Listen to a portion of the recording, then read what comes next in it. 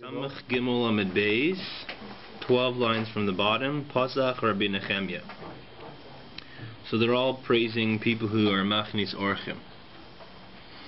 Pasach Rabbi Nechemia B'chvoid Achsani V'darsh. Rabbi Nechemia, he also starts off to honor the host, and he makes the following drasha. Mai Dechsiva Yomer Shaul El Hakeni L'chu Suru Rudumi Teichem Aleki Pen Aisivcha Imai Ve'ata Sisa Chesed Im Kol B'nei Yisrael. So Shaul's about to wage war against Amalek. He says to Cain, those are descendants of Yisro, Moshe's father-in-law, and he says, go leave the area where the Amaleki are. I don't want to have the, what's it called again? When you have a casualty? Collateral damage, exactly. So I don't want to hurt you guys. You did chesed with Bnei Yisrael. You can make a kal v'chomer. Ma Yisro shlei keira v'smaish elachvayt atzmai. Yisro only made Moshe close for his own honor, and that's the chesed that Shaul is referring to. The chesed which Yisro did for Moshe, and Yisro did that for ulterior motives. So all the more so, a person who hosts a Talmud Chacham in his house, he feeds him, he gives him to drink, he's mahanehim, he gives him hana, minachasav al achas kama v'kama, and all the more so he should get sechar. How did he draw? Yisro gave him the advice about the judges. How is that calling Moshe? You're right. I mean, the initial kirva with Moshe, that was before Moshe was a big somebody, right? When Moshe was a fugitive, running away from Egypt, there the kurva wouldn't have been the kavod atzmai. Oh, close to himself. You're talking about when he brought him into his house with his daughter. I don't think it's referring to that one, because it wouldn't be the kavod atzmai. The Chvoid Atzman would mean only after Moshe is a superstar. Right. So Moshe, that's only after Yetzias Mitzrayim. So I guess even then Yisro was considered Keirvis Moshe. I was wondering how the first one makes sense because he brought him to his house. But it couldn't be. The second example. The first time around, how could it be the Chvoid Atzmai? He's a criminal fugitive. Oh, could it be because he was helping him with the sheep? He brought him closer. He opened up the well for him. So because he helped him there, he's bringing him close to my house. He only had daughters. Yisro. The Chvoid Atzmai covered for his own kavod. Yisro did it for his own kavod. His own personal benefit, maybe it means. Right. Okay. Pasach Rabbi Yossi b'chvoid achsani v'darsh. He also made a drasha about the kavod of achsanya, of hosts. The pasuk says, "Loises se'ev hadaimi." Don't despise an Edomite, ki achichahu, he's your brother, loises se'ev Mitzri, and don't despise an Egyptian, ki ger ha'yisa be'artzai, because you were a ger, you were a stranger in his land. V'lei dvarim kal v'chaymer, k'mek kal v'chaymer, ma Mitzrim shalei kervus Yisrael l'chilatzarech atzman. The Egyptians, they only hosted the Jews for their own needs, so they could be slaves or whatever.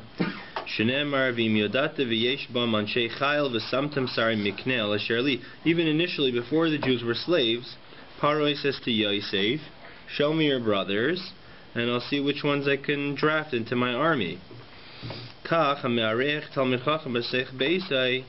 So all the more so, someone who hosts a Talmud Chacham, certainly his reward is even greater. Pasach Rabbi Eliezer ben Ish Rabbi Yosef Glida b'chavoid achsan v'darsh. He made a drasha. Vayivarech Hashem es Oived Edayim ba'avur Arayin ha'elakim.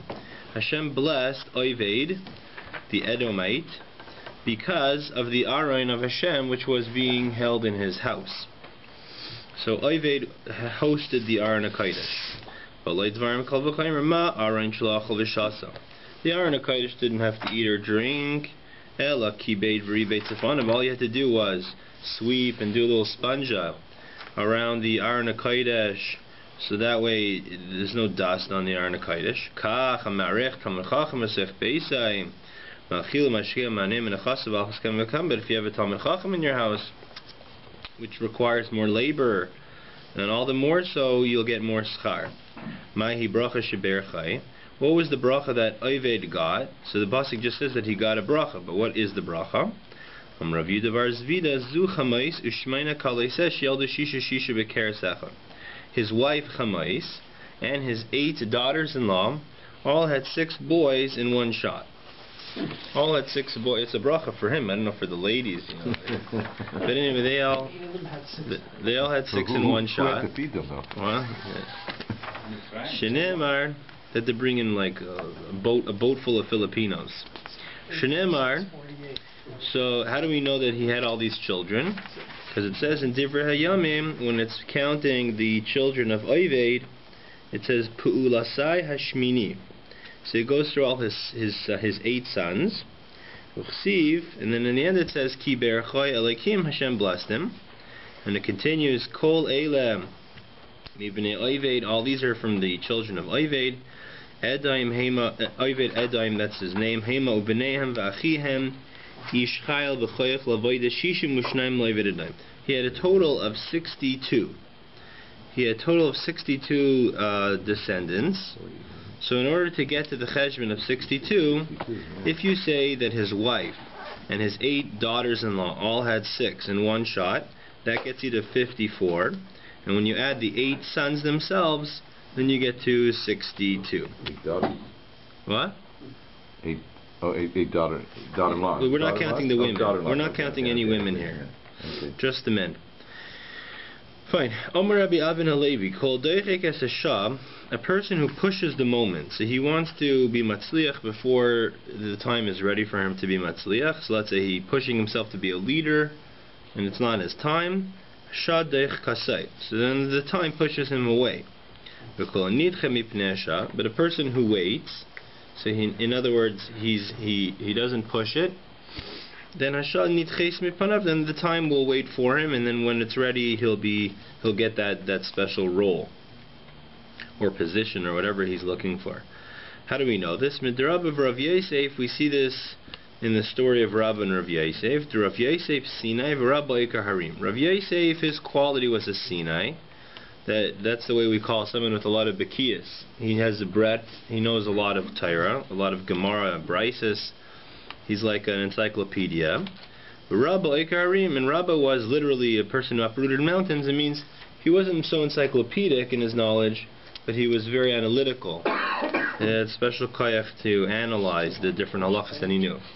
We're in the Samach Dalet Amud Aleph, so the last. It's just a half an Amud. We get, yeah. So anyway, so these are the 2 qualities, and they weren't sure who to appoint as the Rosh Hashiva. So they needed, for the moment, they needed one of the 2 to be a Rosh Hashiva in Babel. So so they sent to Eretz Yisrael. They needed an independent committee to decide who's going to be in charge. So they described to Eretz Yisrael, Sinai va'ikar harim ezimim koidem. It's amazing how they were able to make the issue so concise. They're summing up 2 people in one line. One guy here is a Sinai, he's encyclopedic. The other fellow is Aikar Harim, he's uproots mountains, he's very analytical. Who should we prefer as the Rosh Hashiva? Shalchulahu, so people in Eretz Yisrael responded, Sinai Kaidem, take the encyclopedic one.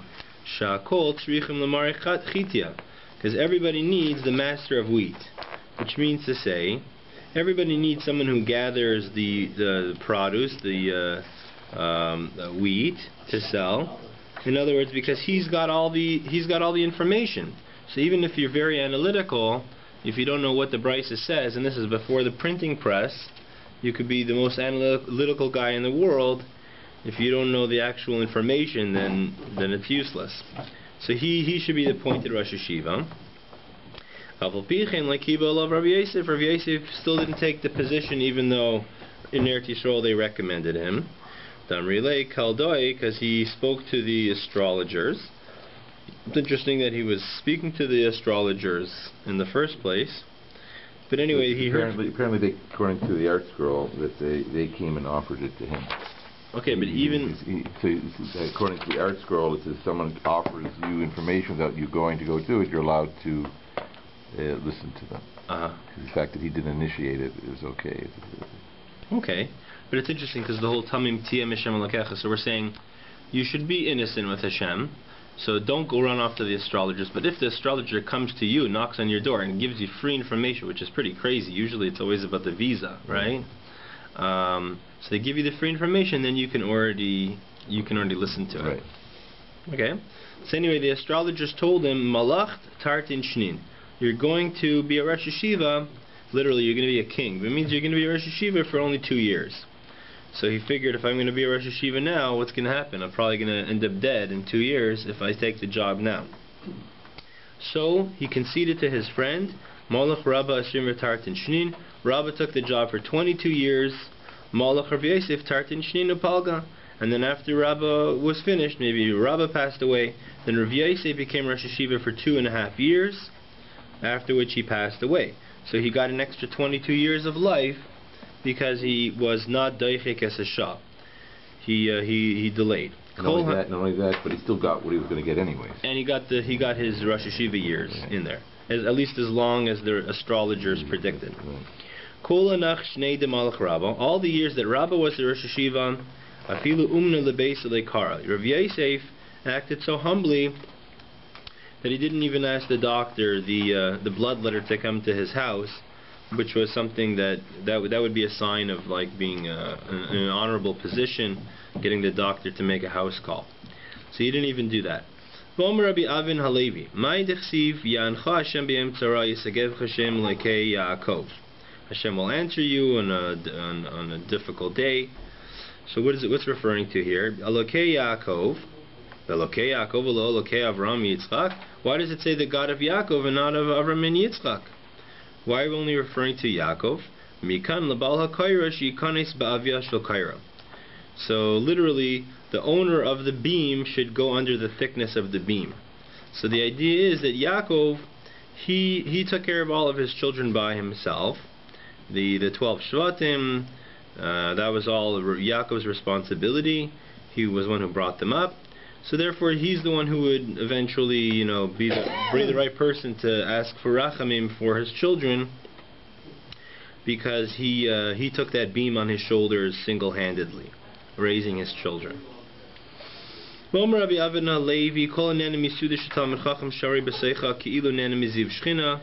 you eat at a meal where the Talmud Chacham is there, it's as if you're being nana, you're enjoying the Ziv HaShechina, the radiance of the Shechina. Shneimar ve'avoy Aaron v'kol ziknei Yisrael la'achol lechem im chosin Moshe lifnei ha'elakim. Aaron and all the elders, they came to eat bread with the father-in-law of Moshe before Hashem. Chilifnei elakim achlu, are they in front of Hashem? V'olei lifnei Moshe achlu, they're eating in front of Moshe, because he was there serving the drinks. It means to say that any time that you're in a meal with the Talmud Chacham, it's as if you're being nana from Ziv Shechina. Like over here, it says Lifnei ha'elakim. Rabbi Avin Halevi, he says, Nanifter michaver, if you depart from your friend, Al yemer lelech bishalem, elech lishalem. You shouldn't say lech bishalem, which is going to be like a mini curse if you say those words. You should say lech lishalem. Don't say go in peace, say go to peace.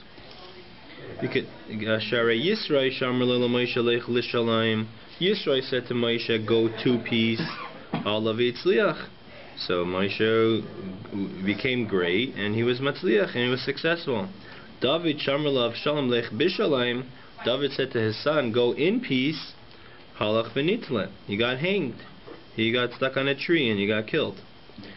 V'omer Rabbi Avin Halevi. So yeah, V'omer Rabbi Avin Halevi. On the other hand, hal nifter min hameis. But if you're departing from the dead, al yemer lelech lishalem elech bishalem. There it's the opposite. Don't say go to peace. Say go in peace. Shneimar v'ata tavoy el aveisecha bishalem. Because that's what we say to the dead. You should go to your fathers in peace. And the idea is, shalom is also the word for shleimus, for perfection. So when you say lishalem, you're saying go to shleimus, go to perfect yourself more. Because the living, their job is always to achieve more shalom, more shleimus, to work on themselves. Which would you do? Whereas to the dead you say with a bays, to the living you say with a lamed. So because the living, they still got work to do. Lishalom, for more shleimus. Biz, it's already whatever you have and no more. You go from the shul to the Beis Medrash, and you to learn. You merit to accept the face of the Shechina. They go from strength to strength. That's the basic Knesset, the basic Medrash. They'll see Hashem.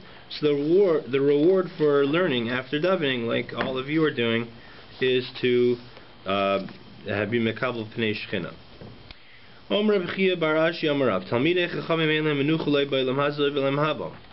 Talmidei Chachamim don't have rest in this world or the next.